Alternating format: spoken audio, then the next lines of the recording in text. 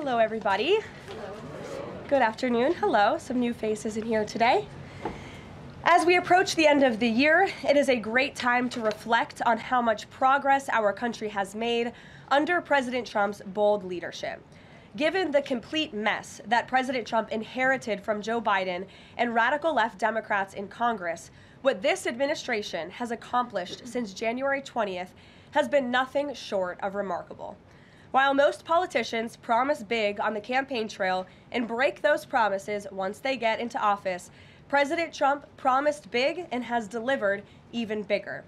On the economic front, after inheriting the worst inflation crisis in over 4 decades, President Trump's pro-growth policies are making tremendous progress to make America affordable again. Under the painful Biden years, inflation reached a record high 9% and devoured Americans' purchasing power. In President Trump's term thus far, inflation has dropped to an average of just 2.7%, marking critical progress.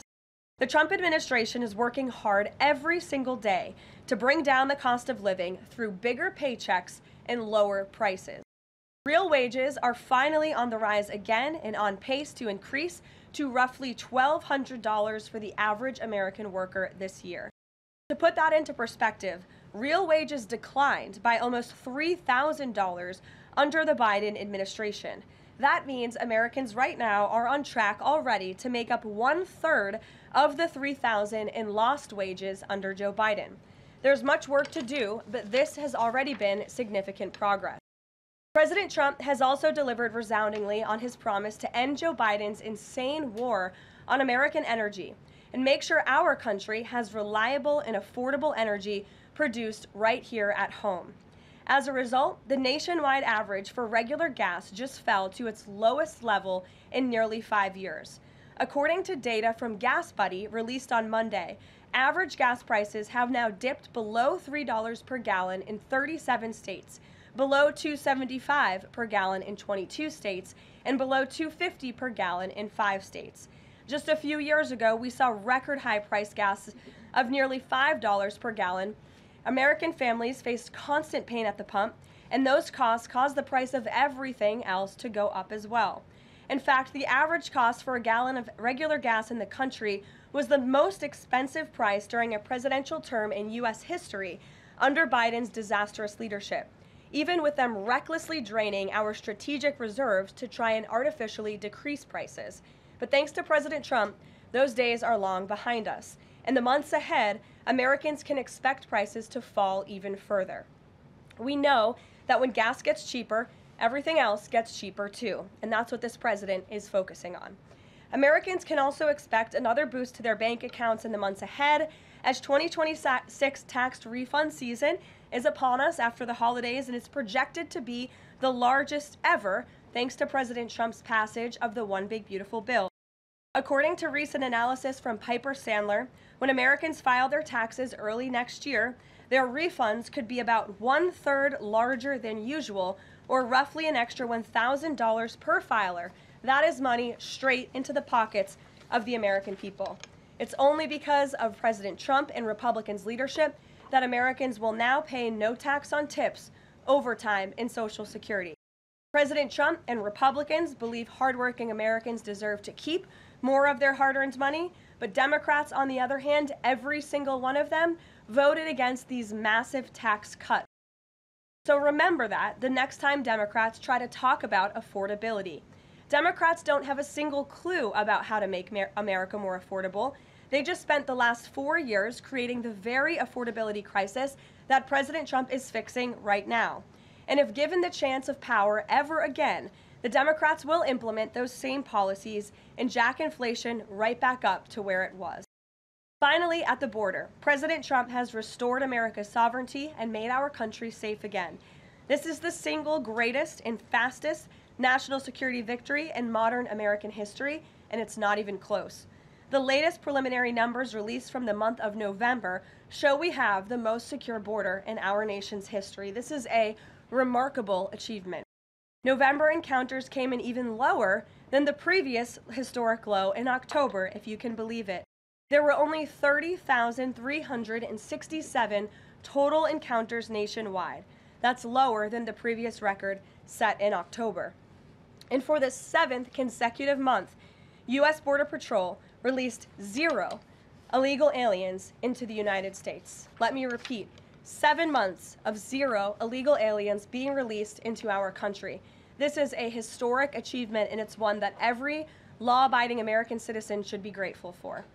At this point, in 10 months under President Trump's unmatched leadership, we've seen less apprehensions overall than we saw in just 1 month under Joe Biden. Again, let me repeat, in 10 months under President Trump, we've seen less apprehensions at the southern border than we saw in 1 month under the previous president. Again, remarkable results.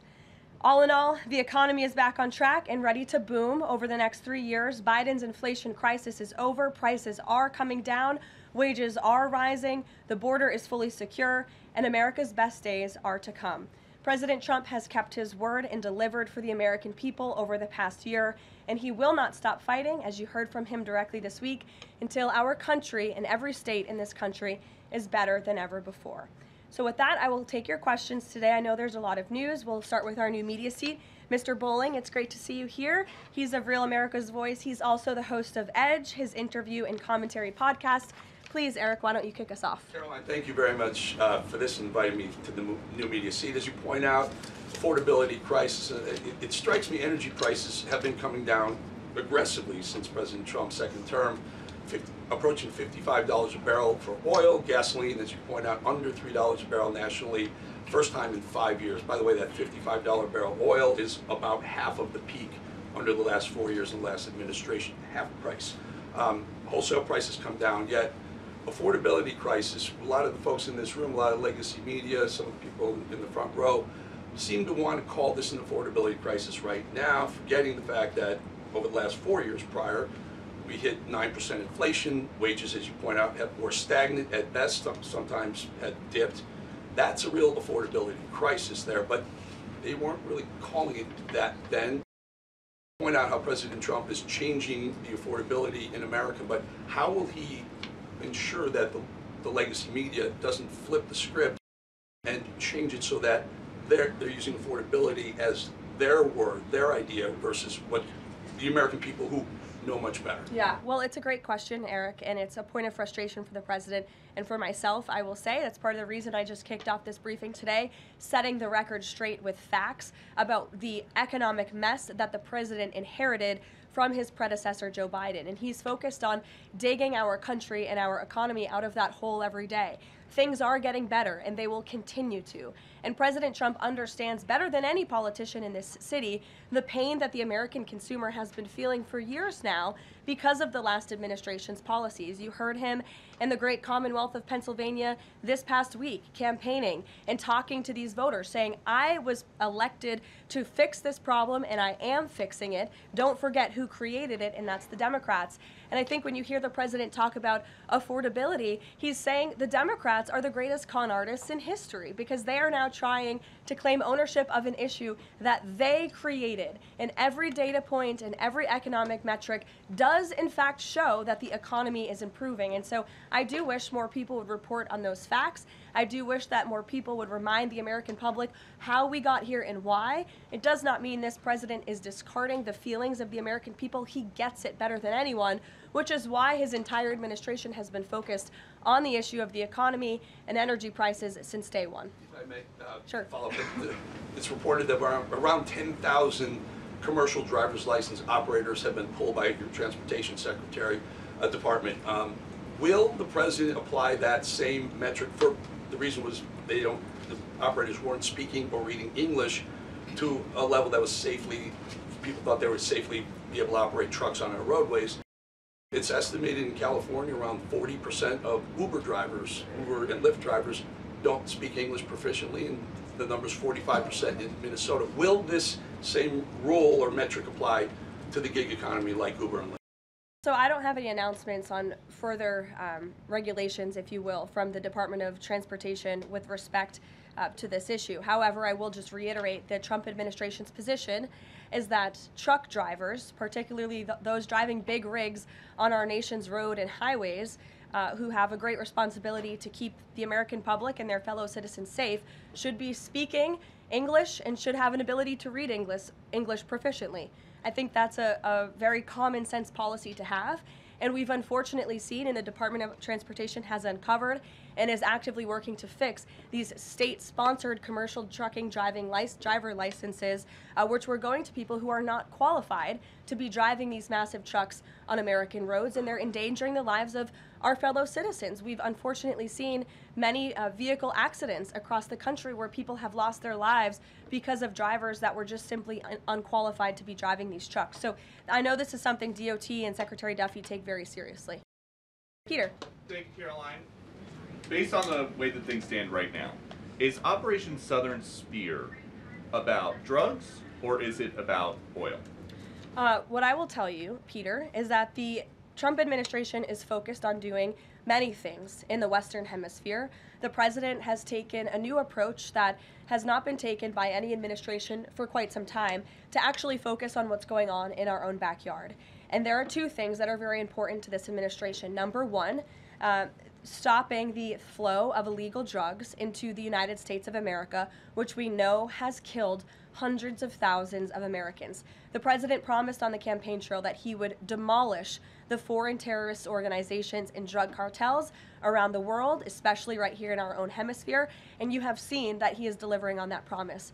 With respect to the oil and what happened yesterday, the Department of Justice requested and was approved for a warrant to seize a vessel because it's a sanctioned shadow vessel known for carrying black market sanctioned oil to the IRGC, which you know is a sanctioned entity. So the president is committed to stopping the illegal flow of drugs into our country. He's also fully committed to effectuating this administration's sanction policy, and that's what you saw and the world saw take place yesterday. And because he said the president is trying to do a lot of things at once, he talks a lot about how he thinks the way to bring down prices for everything would be to bring down the cost of energy. Would he use this seized Venezuelan oil to try to help Americans with affordability here in the United States? Well, what I can tell you right now, the vessel has been seized, as you know, and the Department of Justice did that in conjunction with the Coast Guard and the Department of War. The vessel is currently undergoing a forfeiture process right now. The United States currently has a full investigative team on the ground on the vessel, and individuals on board the vessel are being interviewed and any relevant evidence is being seized. With respect to the oil, that's a different issue. As you know, Peter, the vessel will go to a U.S. port, and the United States does intend to seize the oil. However, there is a legal process for the seizure of that oil, and that legal process will be followed. And just my last one on this. If President Trump launches a bigger military campaign in the Caribbean, is he jeopardizing a possible Nobel Peace Prize? Look, the president has proven over the past year that he is more than worthy of the Nobel Peace Prize. I think he's been nominated for it nearly 100 times this past year, which is definitely a record. He's solved, I think, 9 conflicts around the world. We are up to now. He's actively working on the Russia-Ukraine war, which is the big one as we speak, and has been over the past year. With respect to any additional action in Venezuela, I'm definitely not going to get ahead of the president or the United States military. Mary. It now seems all but certain that the Obamacare subsidies will expire at the end of the year. It means more than 20 million Americans are now bracing for their health care costs to soar. Is the president prepared to let this happen, or is he going to step in? The president is prepared to take action on health care, and he wants Republicans on the Hill to do the same. As you have seen, Senate Republicans put forth their own legislation earlier this week. As for the subsidies that are set to expire, I would like to remind you and everybody at home why this is on the brink of happening. Democrats wrote Obamacare. They passed it without a single Republican vote, and then they ballooned it with these expensive COVID subsidies that completely distorted the health insurance market. And then they doubled down, extending those subsidies and setting their own expiration date right now in 2025, which the administration is obviously well aware of, and we are working. The president is working with his healthcare policy team here at the White House, as well as Republicans on Capitol Hill, to find a solution. You said he's working to find a solution. He wants to see a solution to lower health care costs. He does. But these subsidies are expiring at the end of the year. So what is the plan, and what is he going to do to put this in place in the next 2-3 weeks? You'll hear more from the president and from the White House on that very soon. As for wanting a solution to lower healthcare costs, I'm glad you said it, because the president is doing just that. He has made unprecedented progress towards lowering healthcare costs in this country and drug prices. He's secured numerous most favored nation drug price deals, with many more to come.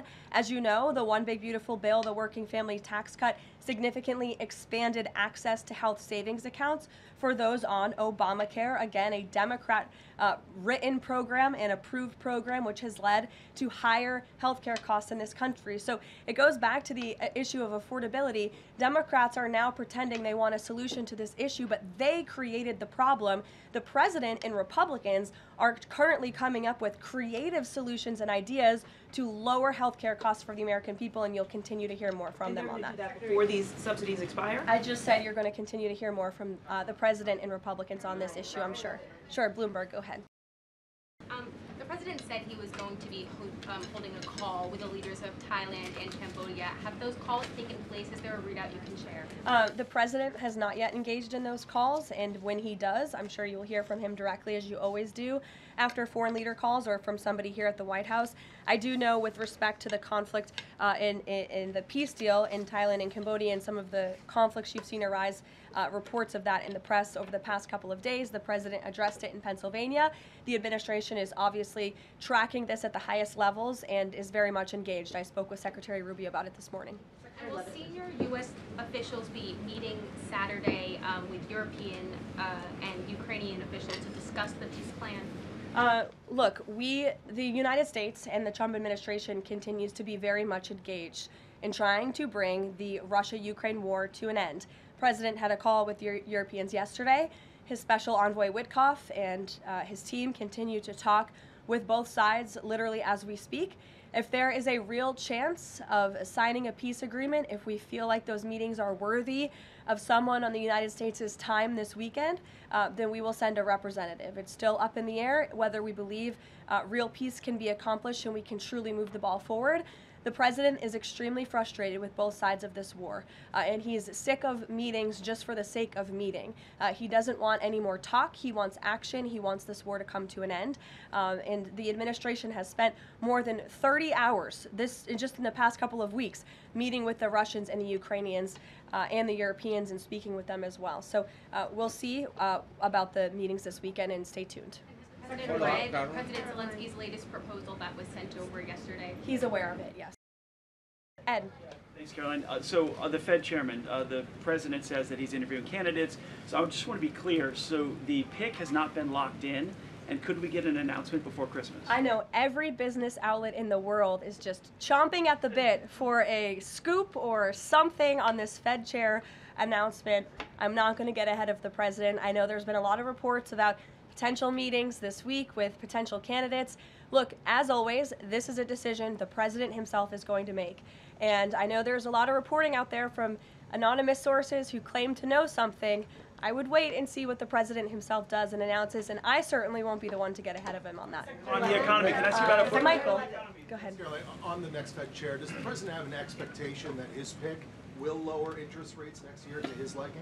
I think the president has been quite clear about what he believes the Fed should be doing, which is lowering interest rates. I know there was a quarter-point reduction this past week, and the president was pleased to see that, but he thinks more should be done. Philip. Thank you, Caroline. On these advanced NVIDIA H200 chips, why is the president willing to allow China to have access to one of America's chief technological advantages? Look, I will tell you just a couple of things. The president put out his own statement on this, which I do think highlights his exact thinking. What you see from the president on Truth Social is most of the time what you hear from the president behind closed doors privately. He told President Xi that NVIDIA will only be shipping H200 products to approved customers in China under conditions that will allow for continued strong national security. The administration continues to maintain a strict export control regime, and we are ensuring that the Blackwell chip and other advanced technologies stay right here in America, and these H200 chips will only be sent to China after undergoing a security inspection here in the United States. Elizabeth. City Mayor-elect Zohran Mamdani put out a video recently telling immigrants in New York City they have the right to stand up to ICE. Are you concerned this will inspire New York City residents to resist ICE operations, and what will the Trump administration do if this happens? The Trump administration is definitely concerned about the rise in violence, in attacks, and physical threats that we have seen against our brave men and women who wear the ICE uniform. Again, these are agents who are just simply doing their jobs. They are enforcing our nation's immigration laws, and we've seen more than a 1,000% increase in violent attacks on them and their families. They've been doxxed, they've been harassed, many of them have been physically assaulted and attacked. So we condemn that wholeheartedly. I know the administration has done a lot to protect our ICE agents, and the president stands firmly behind them in conducting these enforcement operations. And there's a lot of talk from Democrat politicians in New York, but the Trump administration will continue to do our jobs in every state, and that's to remove illegal aliens and public safety threats from American communities. Secretary Leavit. Sure. Thank you. I'll go to the gentleman who's very eager, and then to you. Thank you so much. Obviously, Jasmine Crockett, who the president has openly criticized, just entered Texas's Senate race. I asked Mike Johnson, who said that Texas largely supports the president. Crockett, on the other hand, says that Trump is an example of extremism. She says that her support is a referendum on Trump. I'm curious to get your thoughts on this. And has Trump made any statements since she's announced her candidacy? Not to my knowledge, as you know from the White House podium. As a government employee, I'm not privy to comment on future elections, but I do think the president has made his thoughts on Ms. Crockett quite clear, and I do believe he thinks she is wholly unqualified for the office that she is seeking. Joey. Yeah, thanks, Caroline. A federal judge today ordered the immediate release of Kilmar Abrego Garcia from ICE detention. Does the White House have a response to that, and does the administration plan to appeal that decision? Absolutely. The White House, the administration opposed this activism from a judge who is really acting as a judicial activist, which we've unfortunately seen in many cases across the country. Abrego Garcia is present in our country illegally. He is a proven human trafficker. He is a proven gang member. The administration has evidence of that. And as you saw from the Department of Homeland Security, they issued a statement saying they'll continue to fight this legal battle in court. Kaitlan. One on Venezuela to follow up, but first on affordability, since we were talking about the economy at the beginning. If the economy is as strong as the president has said it is, then why is he telling parents 2 weeks before Christmas that they should only buy 2 or 3 dolls for their children? Look, what the president is saying is that if we want products made right here in America, if we want them to be made from American small businesses, which is a large part of the reason the president has effectively implemented tariffs, then we're going to have better quality products right here in the United States. Maybe you'll pay $1 or $2 more, but you will get better quality, and you'll be supporting your fellow Americans by buying American, and that's what the president was saying. Again, with respect to affordability, every economic metric, Caitlin, and I wish you would report more on it, does in fact show that the economy is getting better and brighter than where it was under the previous administration. I will repeat, inflation as measured by the overall CPI has slowed to an average 2.5% pace. Real wages are increasing, roughly $1,200 for the average worker. Gas prices are down in almost every single state across the country. Again, in 22 states, it's below $275. You look at the tax cuts, those are going to go into effect next year. So the best is yet to come.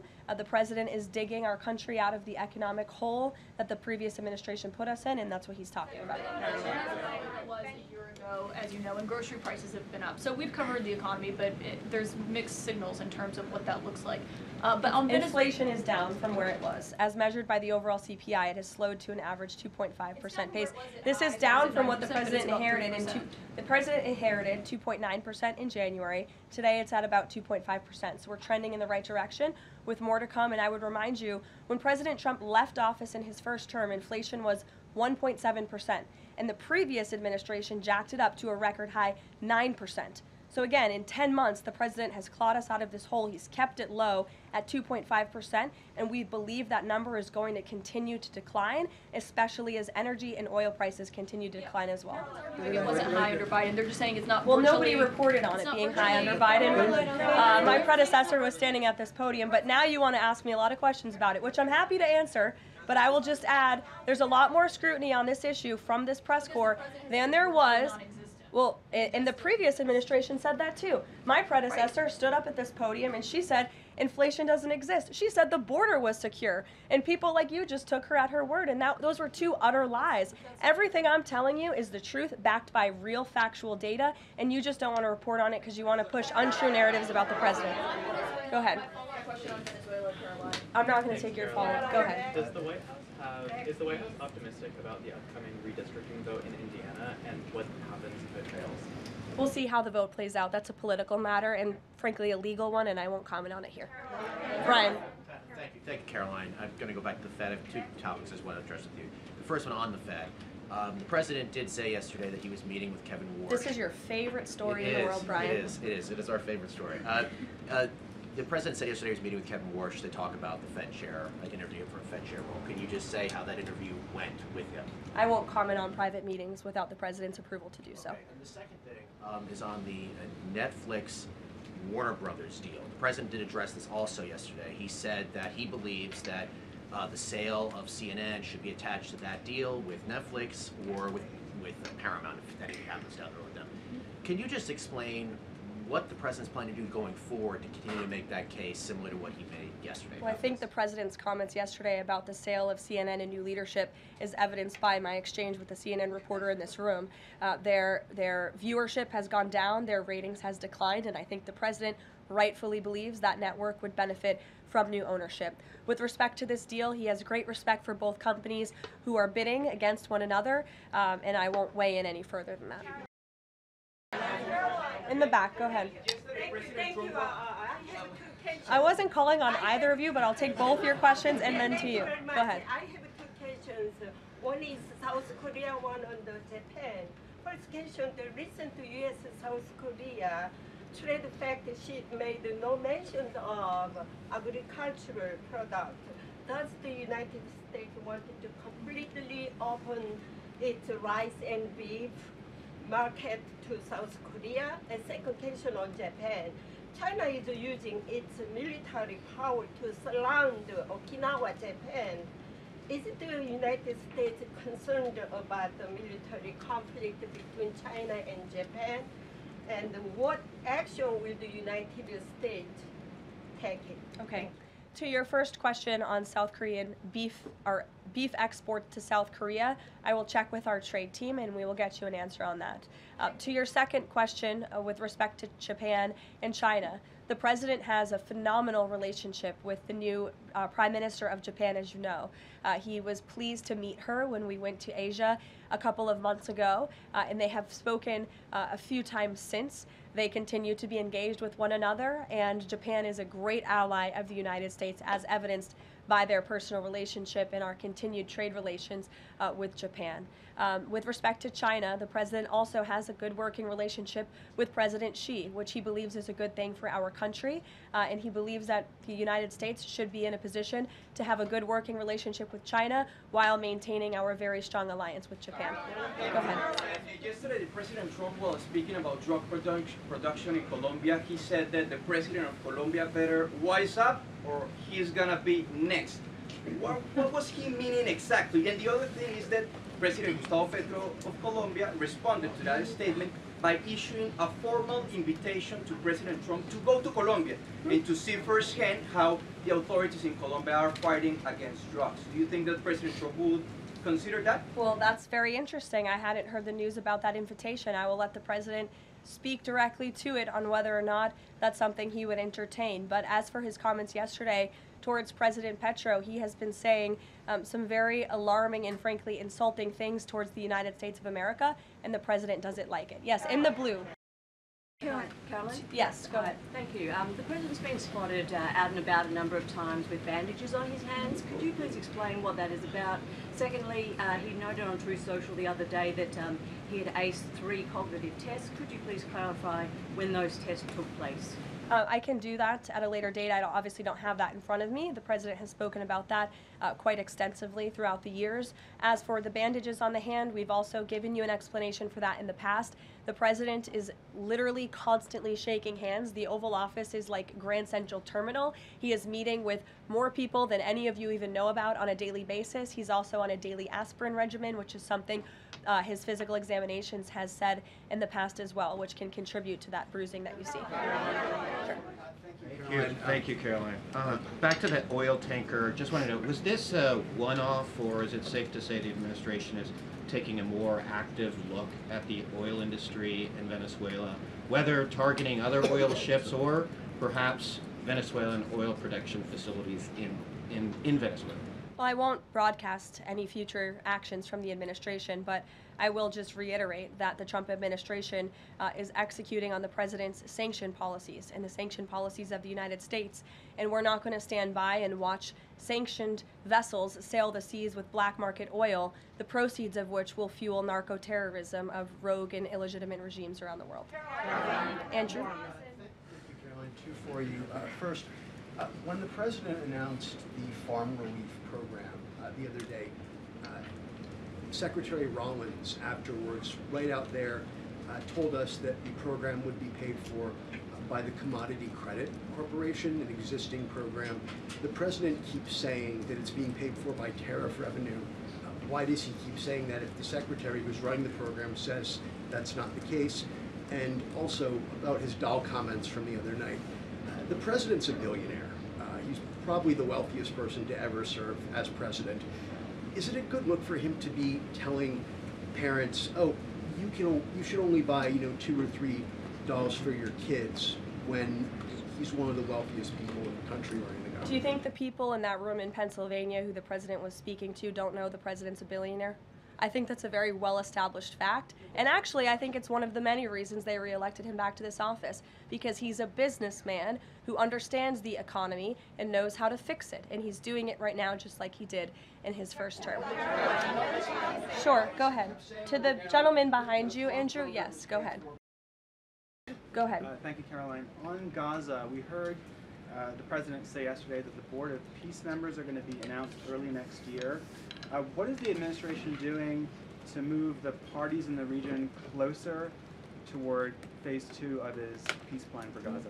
Sure. Well, first of all, I would be remiss if I didn't highlight what a success it is that 10 months into the president's administration, you're asking me about a peace plan in Gaza, because that's a legitimate reality on the ground right now in the region, and it's only because of this president's leadership that that was able to take place, that all the living hostages were returned, all but one body of the deceased hostages has been returned, and we're still, of course, working on the last one.